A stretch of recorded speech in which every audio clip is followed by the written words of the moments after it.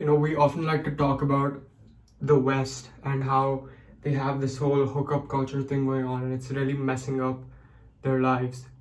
And all of this hedonism stuff with the availability of how easy it is to get drugs and things like casual sex through birth control, which I'm personally not against, but if you look at it, there's definitely some correlation between birth control and protection and all of that with hookup culture. And the reason for that is quite obvious. It's because you have less repercussions for taking for having all these instant gratification activities, these activities that might crush your soul later on, but you don't know that because right now you're getting the pleasure of it. And if you think about it, a lot of our societies have this massive problem where we're experiencing a lot of instant gratification, and and that kind of gap between your work, your efforts, and your rewards is kind of decreasing, because at this point it's become pretty much instant. Like you could be asleep one moment, you wake up and immediately get on your phone and start scrolling through social media, and that gap is like 2 minutes. There's like a 2 minute gap between that. Whereas if you really like assume you're a Neanderthal, you're in a tribe, you get up in the morning and instantly you're like, alright, time to fucking grind. You go and you hunt a deer, and you come back, you pick out the meat, and then I don't know how you cook deer. You just do whatever, and that whole process probably takes like 6, 7, 8 hours. I don't know how the Neanderthals worked, so I can only assume that it took them a lot of time. Maybe they had 1 meal a day, maybe they had 2 meals a day. If they had 1 meal a day, think about that for a moment, because they'd only be eating until the very end of the day. At night, when you have this whole community gathering where there's a bunch of people around a fire, and they're all just celebrating the food you brought in, and they're celebrating the fact that they get to live another day because they have food, and they celebrate the food and they worship the food. But now the food comes to you within 15 minutes of ordering it. You can just tap a couple of buttons on your phone, you get food. And if you look at all of these patterns, what I'm trying to get to is that all of these patterns that kind of started out in the West, they tend to start out in the West because the West seems to be more technologically advanced. The West seems to have a lot more resources to produce these products and these things that we're using now where we live towards the East. So I'm assuming that a lot of people watching these videos are my friends who are majorly Indian. And the way I see it, a lot of the trends that happen in the West, at least if you look at the trends in the last 50, 60 years, a lot of these things transfer to the East as well. It just takes a little more time. So what I say is, I think we need to be really vigilant about what the West is doing, what the technology in the West and the advancements in the West have brought to them. What changes have they brought to them? We are already seeing an increase in divorce rates in India. We're seeing an increase. Actually, I don't know about the birth rate thing, but I can only assume that's going to get lower. Like right now, we're seeing a massive decrease in birth rate in the West. And I can only assume that since we're a developing country and around 60% of our population lives in rural areas, that it's not going to be like that for a while. And interestingly, I looked at a study. It wasn't a study, it was just an infographic where they said they had a list of countries and the amount of sexual partners per country, per person. And I think the US was at the top with 15.6. A 15.6 mean body count That is absurd to me. Like, imagine like having 15 people in one room and you fucked every single one of them. That is absurd. I have not fucked a single one person in the whole world. And having 15 people who you have split your soul with. I know that sounds a bit extreme, but the way I see it, sex is an extremely emotionally bonding experience, and it should be viewed that way. You have split your soul with 15 people, out of which I imagine at least 14 of them you're not ever, like, they're just not in your life. Maybe some of them you didn't even know their names. Maybe you met them while you were drunk and you did some shit and then you just went away and you never saw them again. That is just absurd to me.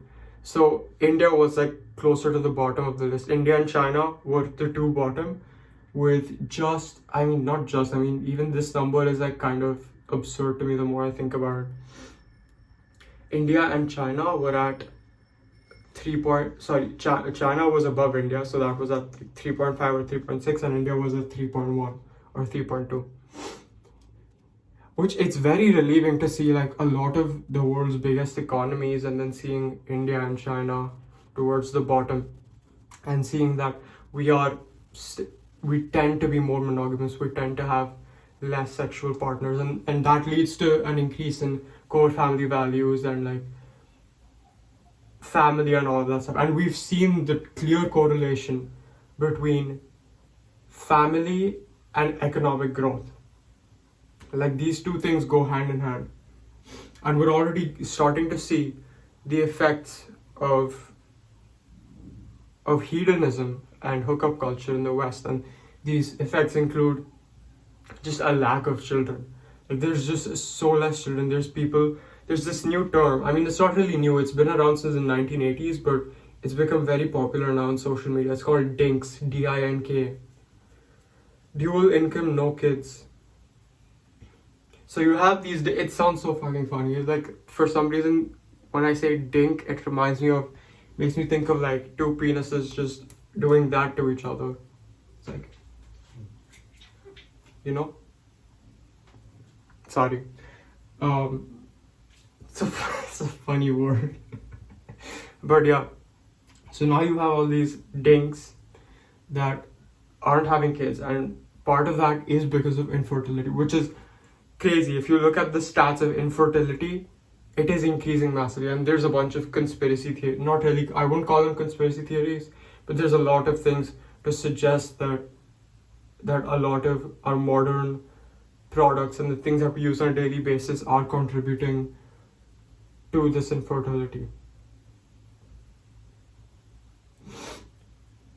And we're seeing the effects that has on the West, and you know, it makes me feel very depressed. As much as like a lot of us might find kids, you know, I personally don't find them that annoying because I live with a 10-year-old and an 11-year-old in my house. I don't mind kids. I don't mind them at all. I know how to handle them. I know how to have fun with them. Like, that might sound a bit weird, but like, I know how to mess around with kids and like really bond with them and like be friendly with them. And I find that to be a very valuable experience, and maybe that's one of the reasons why I've kind of internalized this thing that I do eventually want to have kids. So for me personally, and I imagine for most people, even if you really dislike kids, just seeing a world where there are very few kids, where there's maybe in a neighborhood you have 20 couples, right? You have 20 couples and maybe a couple of single people here and there. And out of that, there's only 6 or 7 kids. Like, that is so depressing to think about. So depressing. And it is symbolic in a way to show where the world's population is going. And there seems to be this common rhetoric amongst a lot of people that, you know, overpopulation is a bad thing. And of course, overpopulation is because you have low resources, high amount of people. But it is not the solution to decrease our population. That is not the solution. In fact, if anything, that will harm society even more. What we need to figure out is a way to increase the amount of resources to have better wealth distribution than to have less kids. That just isn't sustainable. It's not how living beings work. We are wired to have more kids. It's simply unnatural to make society have less kids. And when we do see these stories about male birth control and all of these, which I think if you have female birth control, you should have male birth control. I think it's a separate topic. But when you do see like different news about this coming out, a lot of people think, oh yeah, that's fantastic. There's too many people in the world. We need to figure out a way to have less kids. But that you are not thinking straight. Like, you are not thinking about the ramifications of having less children. Because if you have less children and the trend is to have less and less children, it's gonna be a problem.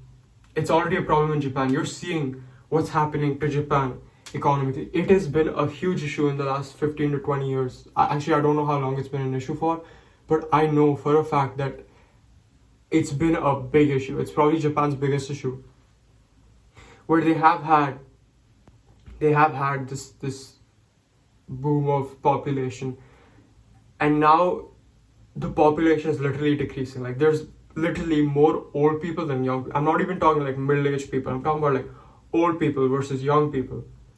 That is absurd. It is actually insane.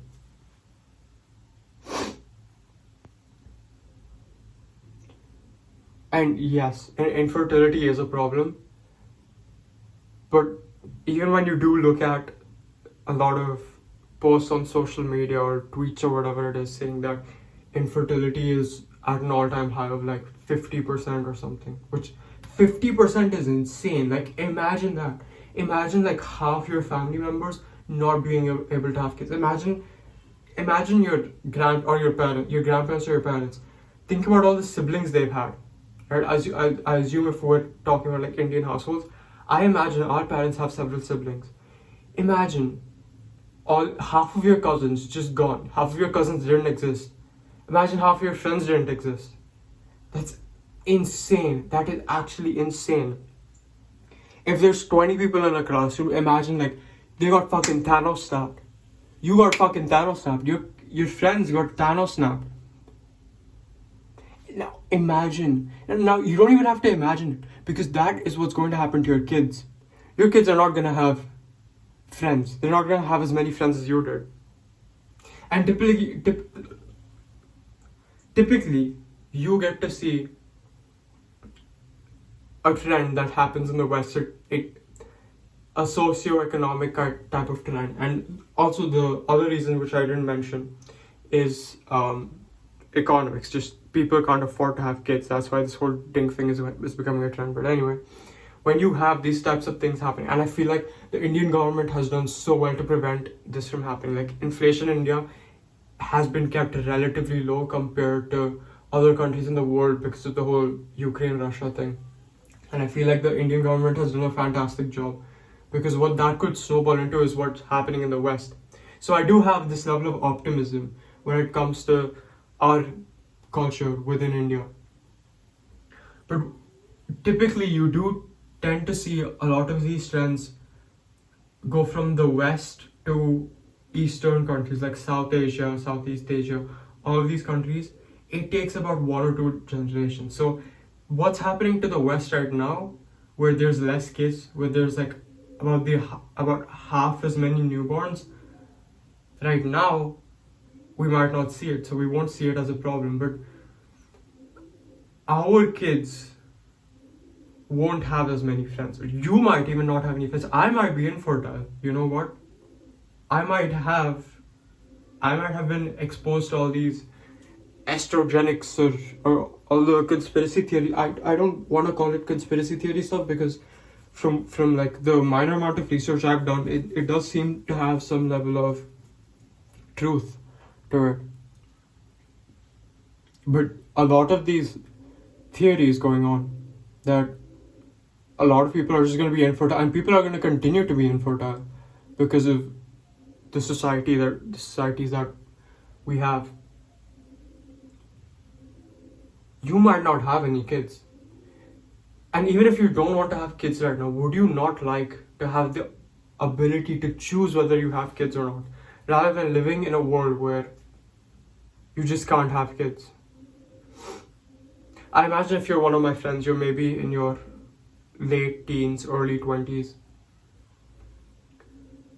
You're definitely not thinking about having kids, or at least like as far as I know. But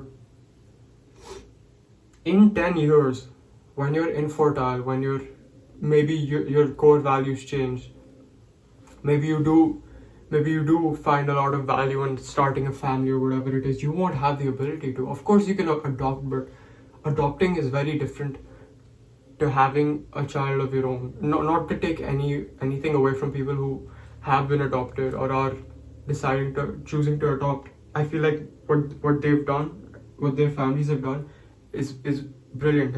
It's very beautiful what they've done to be able to bring a different child into their home and make them their own.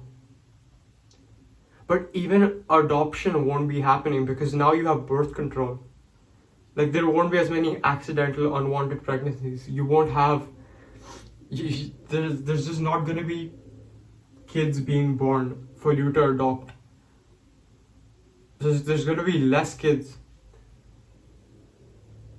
And if you think about it, statistically, I don't want to go into the maths of everything, but if you assume certain values, if you just simply assume that the amount of parents having planned pregnancies versus unplanned pregnancies that go for adoption, if you look at the maths of that, what could happen is that foster homes don't have any kids anymore because they've all been adopted. They've all been adopted by people who want to have kids. And that's kind of fucking scary.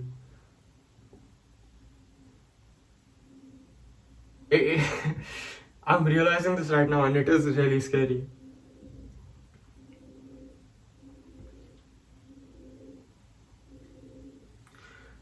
But the thing about all of this is that this isn't something that's in the hands of the government. I feel like the government's already doing a decent job in reducing inflation, and therefore we do have a lot of people still have the opportunity to have kids and help them grow. But what I tend to see is that a lot of Indian values, Eastern values, are very family oriented, and I feel like that's such a massive advantage you have, and that's why we're starting to see China start to supersede the US in terms of becoming the world's biggest power. It's definitely one of the reasons why, because they've had this 2-child policy and then this 1-child policy, and now they have nothing, I imagine, unless I'm not remembering right. And countries like China and India are going to be if they're going to be the next superpower, it's probably going to be because they're just having kids and they're educating the rural areas. And that gap between rural and urban is kind of decreasing, or the balance between them is kind of reducing. But then you can bring up the argument that the statistic that I mentioned, where we have only 3.1 sexual partners per person, which 3 on its own is a lot. If you're thinking like splitting your soul anyway, let's not get into that, because I don't want to offend anyone who's had more than one sexual partner. If we do consider that this number is so low because of the rural population who tend to just get married off in their 20s and that's the only person they are with, and we look at that 40% of the Indian population is in urban areas, right? It's like 46 or 39 or something like that.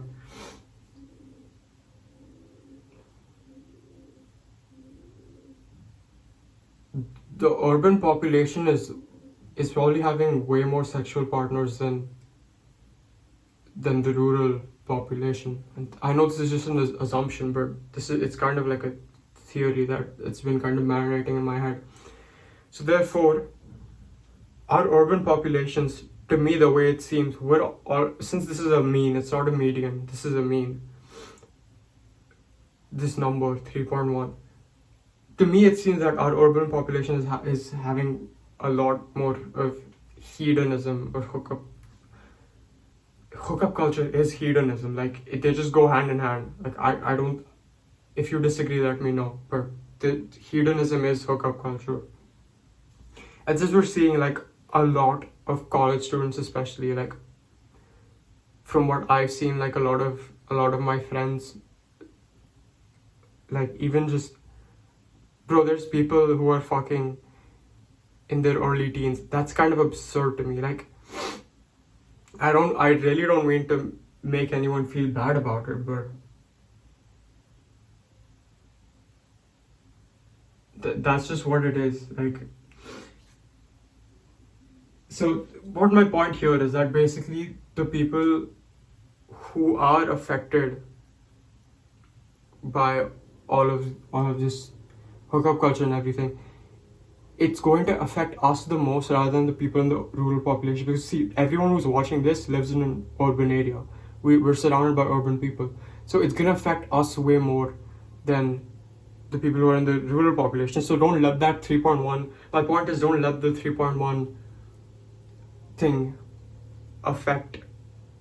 let you be relieved, because I really don't think that we're not going to be affected by this, because we definitely are, because so much of our urban population relies on the West.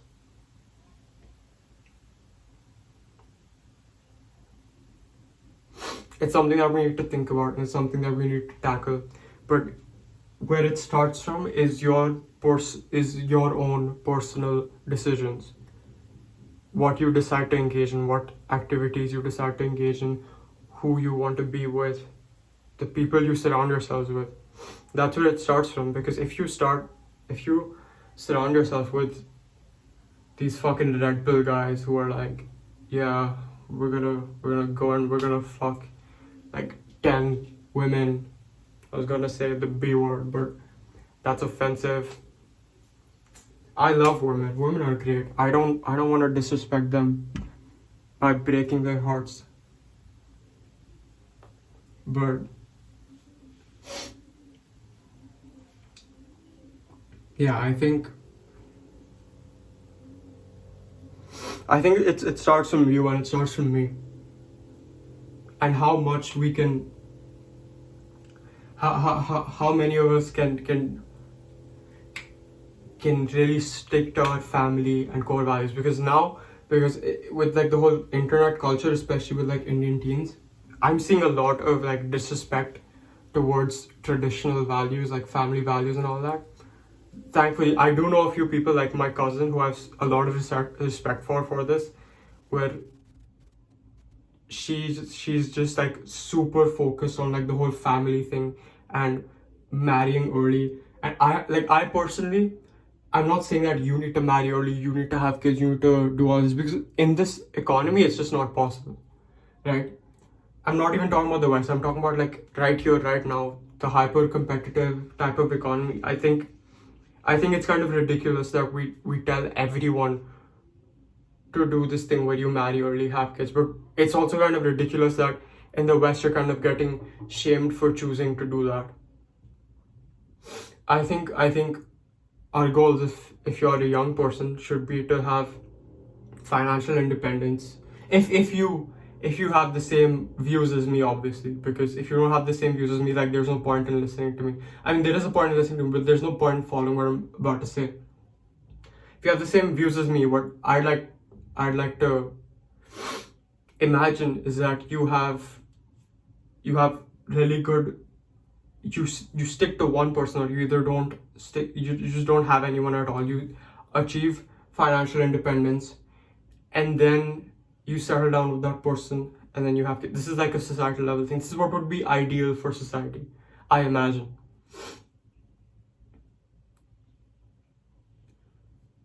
And the reason why I say like not being with anyone, sticking to one person rather than like just not having anyone at all, The reason for that is you kind of do need someone, especially if you're a guy. Like, it's way easier, not easier, but like it's a lot harder. The trend seems to be that it's a lot harder on guys being who are single than women, because like a lot of women get a lot of emotional support from their female friends, because women just tend to be more emotionally intelligent as compared to guys. But yeah, a lot of guys need like a woman to like be kind of emotionally open. And when they don't have anyone, when they don't have when and you see this a lot with guys, because most guys just aren't, they just don't know how to be open emotionally. They don't know how to be vulnerable. This is something that I still like, even though a lot of my guy friends are like know about this, they still struggle to implement. I don't think they even know to what degree they are emotionally unintelligent. I don't like saying it like that, but you get my point. Stay away from hedonism. Goodbye.